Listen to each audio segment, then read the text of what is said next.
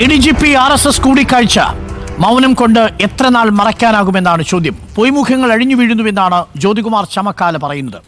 Advocate B G Vishnu, Jyothikumar Chamakkala, doctor B Jayaraj, N Pichakkutty എന്നിവർ എല്ലാ അതിഥികൾക്കും ഓരോ മിനിറ്റ് വീതം സമയമേ ഇനി അവശേഷിക്കുന്നുള്ളൂ. ഡോക്ടർ ബി ജയരാജ്, പൊയ്മുഖ്യങ്ങൾ അഴിഞ്ഞു വീഴുമോ? ന്യൂനപക്ഷ പ്രീണനം എന്നുള്ളത് ഒരു ഭാഗത്ത് ADGP ഉപയോഗിച്ചുകൊണ്ട് RSS ബന്ധവും മറുഭാഗത്ത് ന്യൂനപക്ഷ പ്രീണനവും, പൊയ്മുഖങ്ങൾ പൊഴിഞ്ഞു വീഴുകയാണോ ഡോക്ടർ ബി ജയരാജ്? അങ്ങനെ ഒരു ഡബിൾ സ്റ്റാൻഡേർഡ് എടുക്കുന്ന കാര്യമൊന്നും കേരളത്തിൽ LDF ഇല്ല. അതൊരു പക്ഷേ UDF വേണമായിരിക്കും.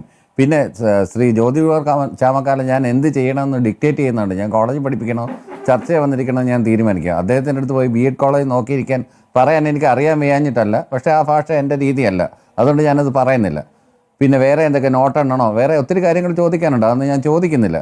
അതെന്റെ സാമാന്യ മര്യാദ. ഞാൻ പഠിച്ച സ്കൂളിന്റെ പ്രത്യേകത, ആ സ്കൂളിൽ അതുകൊണ്ടാണ് ഞാനത് പറയാത്തത്, അതിന് മറുപടി പറയാത്തത്. ഓക്കെ. അപ്പോൾ ഈ പറഞ്ഞത് കണക്കല്ല LDF സർക്കാരിന് ഒന്നിനെയും മറയ്ക്കാനൊന്നുമില്ല. ഇത് വളരെ ട്രാൻസ്പെറൻ്റ് ആയിട്ടുള്ള ഒരു സർക്കാരാണ്.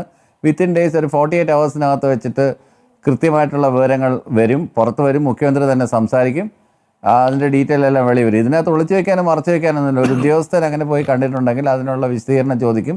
ലോ ആൻഡ് ഓർഡർ സ്ഥാനത്ത് നിന്ന് മാറ്റി നിർത്താൻ ആഗ്രഹമുള്ള കുറ്റമാണ് ചെയ്തിട്ടുള്ളതെങ്കിൽ അതിൽ നിന്ന് മാറ്റി നിർത്തുക തന്നെ ചെയ്യും. PV ഉയർത്തിവിട്ട ഗൗരവതരമായിട്ടുള്ള ആരോപണങ്ങളെല്ലാം തന്നെ അതിന്റെ മെറിറ്റിന്റെ അടിസ്ഥാനത്തിൽ അന്വേഷിക്കും. ജ്യോതികുമാർ ചാമക്കാല ചോദിച്ചല്ലോ, റാം മാധവനോടക്കം ഇത്തരം കാര്യങ്ങളിൽ ഒരു വിശദീകരണം ആവശ്യമില്ലേ ഇപ്പോഴും? അതാണ് ചോദിക്കുന്ന ചോദ്യം. എന്തിനാ എല്ലാം രഹസ്യമാക്കി വെക്കുന്നത്? നിങ്ങളുടേത് രഹസ്യ സംഘമല്ലല്ലോ, അതൊരു രാഷ്ട്രീയ സ്വയം സേവക് സംഘമല്ലേ? വിശദീകരിച്ചോളൂ. ഇതല്ലേ ഒരു ഉദ്യോഗസ്ഥർ വന്ന് കണ്ടതിൽ ഇത്ര പുകില്? RSSനൊരു വിശദീകരണക്കുറിപ്പ് ഇറക്കാവുന്നതല്ലേ ഉള്ളൂ, എന്തുകൊണ്ട് വരുന്നില്ല? അല്ല, ഞങ്ങളെ വന്ന് RSS നേതാക്കന്മാരെയും BJP നേതാക്കന്മാരെയൊക്കെ വന്നു കാണുന്ന നേതാക്കന്മാരുടെയും ഉദ്യോഗസ്ഥരുടെയൊക്കെ ഒരു ലിസ്റ്റ് ഞങ്ങൾ പരസ്യമായി പ്രഖ്യാപിക്കാറില്ല. പ്രഖ്യാപിച്ചാൽ ആദ്യം തലയിൽ ചെമ്പരത്തി വയ്ക്കുന്നത് കോൺഗ്രസ് നേതാക്കന്മാരായിരിക്കും. അതുകൊണ്ടാണ് ഞങ്ങളുടെ MLA-മാരിലും MP-മാരിലും ഒക്കെ 10-15% പേരെല്ലാം പഴയ കോൺഗ്രസ്സുകാരാണ്.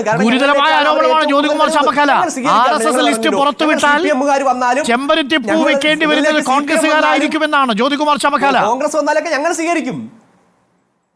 ഇപ്പോൾ അല്ല, ഒരു കാര്യം കൂടി പറയട്ടെ.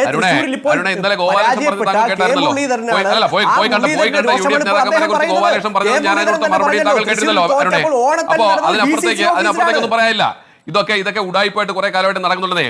പിന്നെ ജയരാജ് പറഞ്ഞ എന്താണ്, ഞാൻ അദ്ദേഹത്തെ അധ്യാപനം നടത്താൻ അരുൺകുമാർ മുഴുവൻ സമയ മാധ്യമപ്രവർത്തനായപ്പോൾ താങ്കളുടെ ജോലി രാജിവെച്ചതിലേക്ക് വന്നയാളാണ്. എനിക്ക് ജോലി ഉണ്ടായിരുന്ന ആളാണ്. ഞാൻ ജോലി രാജിവെച്ച് പൊതുപ്രവർത്തനത്തിൽ നിൽക്കുന്നതാണ് മുഴുവൻ സമയം. അദ്ദേഹത്തെ സംബന്ധിച്ചും ആകാം, അദ്ദേഹം രാജിവെച്ചിട്ട് ഇറക്കട്ടെ. അദ്ദേഹം ഒരു അധ്യാപകൻ വന്നിരുന്ന ഇങ്ങനെ ഓരോ രാഷ്ട്രീയം പറഞ്ഞാൽ അദ്ദേഹത്തിന്റെ വിദ്യാർത്ഥികളോട് അദ്ദേഹത്തെ എത്രത്തോളം ഇമ്പാർഷ്യലായി ഇടപെടാൻ കഴിയും. ഏതായാലും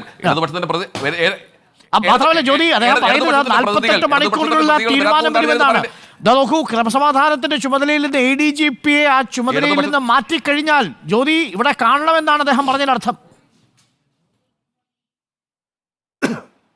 14-ാം തീയതി മുതൽ ADGP ലീവിന് ആവശ്യപ്പെട്ടിട്ടുണ്ട്. 14-ാം തീയതി വരെ ഒന്നും നടക്കാൻ പോകുന്നില്ല.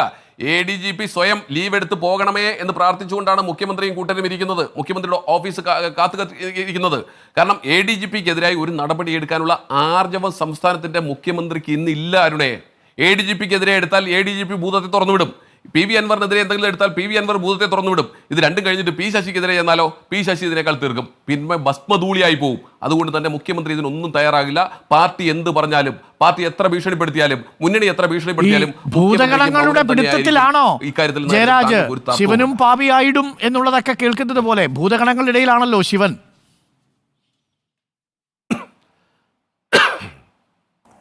ഭൂതഗണങ്ങളുടെ പിടുത്തം എന്നൊക്കെ പറയുന്ന ഇതൊക്കെ ഊഹാപോഹങ്ങളല്ലേ അരുൺ? ഇതിങ്ങനെ എത്ര നാൾ ഇവരിങ്ങനെ പറഞ്ഞുകൊണ്ടിരിക്കും? ഒരു ഉന്നത ഉദ്യോഗസ്ഥൻ പോയി കണ്ടിട്ടുണ്ടെങ്കിൽ അതിനെക്കുറിച്ച് അന്വേഷണം നടത്തും. അൻവർ ഉന്നയിച്ച ആരോപണത്തെക്കുറിച്ച് കൃത്യമായിട്ടുള്ള അന്വേഷണം നടത്തും.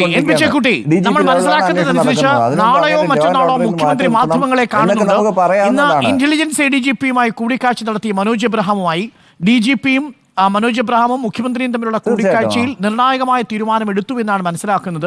അങ്ങനെയാണെങ്കിൽ നാളെ വൈകുന്നേരത്തോടുകൂടി അന്തിമ തീരുമാനമുണ്ടാവും. മറ്റന്നാളോ നാളെയോ മുഖ്യമന്ത്രി വിശദീകരിക്കും. അതോടുകൂടി താൽക്കാലികമായി ഈ നാടകത്തിന്റെ പര്യവസാനമാകുമോ എൻ പിച്ചക്കുട്ടി? പക്ഷെ അപ്പോഴും PV അൻവർ മറുഭാഗത്ത് നിൽക്കുന്നുണ്ട്. PV അൻവർ രണ്ടാമത്തെ വിക്കറ്റും നാളെ വീഴ്ത്തുമോ എൻ പിച്ചക്കുട്ടി? അല്ല, മുഖ്യമന്ത്രി ഇക്കാര്യത്തിൽ ഒരു വിശദീകരണം കൊടുത്തു കഴിഞ്ഞാൽ പാർട്ടി പൊതുവിൽ അദ്ദേഹത്തെ വിശ്വസിക്കുന്ന പൊതുസമൂഹം കാര്യത്തിൽ ഒരു ബഹളത്തിലേക്ക് പോകുന്ന എനിക്ക് തോന്നുന്നില്ല. മുഖ്യമന്ത്രി പറയാത്തതാണ് ഇപ്പോഴുള്ള പ്രശ്നം. പക്ഷെ അതിനേക്കാൾ കൂടുതലായിട്ടുള്ള ഒരു പ്രശ്നം ഇടതുപക്ഷ ജനാധിപത്യ മുന്നോട്ട് ഒരു പൊളിറ്റിക്കൽ ക്രെഡിബിലിറ്റിയുടെ ഒരു പ്രശ്നമുണ്ട്. ആ പൊളിറ്റിക്കൽ ക്രെഡിബിലിറ്റി വലിയ തോതിൽ താഴോട്ട് പോകുന്നതായിട്ടാണ് കാണുന്നത്. അതിന് കാരണമാവുന്ന കാര്യങ്ങൾ ഇന്നോ ഇന്നലെ തുടങ്ങിയതല്ല, കുറേ കാലങ്ങളായിട്ടുള്ളതാണ്. ഒരു പരിധിവരെ മുഖ്യമന്ത്രി തന്നെയാണ് അതിന് ഉത്തരവാദിയായിട്ടുള്ളത്. അപ്പം അതുകൊണ്ട് അത്തരം കാര്യങ്ങളിൽ അദ്ദേഹത്തിന് കുറെ കൂടി കർശനമായ നിലപാടുകളിലേക്ക് പോകേണ്ടതായിട്ടും ആക്ഷൻസിലേക്ക് പോകേണ്ടതായിട്ട് വരും. അദ്ദേഹം എന്ത് പറയുന്നു നോക്കാം. എന്തായാലും ശരി, ഇടതുപക്ഷത്തിന് വലിയ തോതിലുള്ള പരുക്കുണ്ടാക്കിയിരിക്കുന്ന സംഭവങ്ങളാണ് ഇപ്പം നടന്നുകൊണ്ടിരിക്കുന്നത്.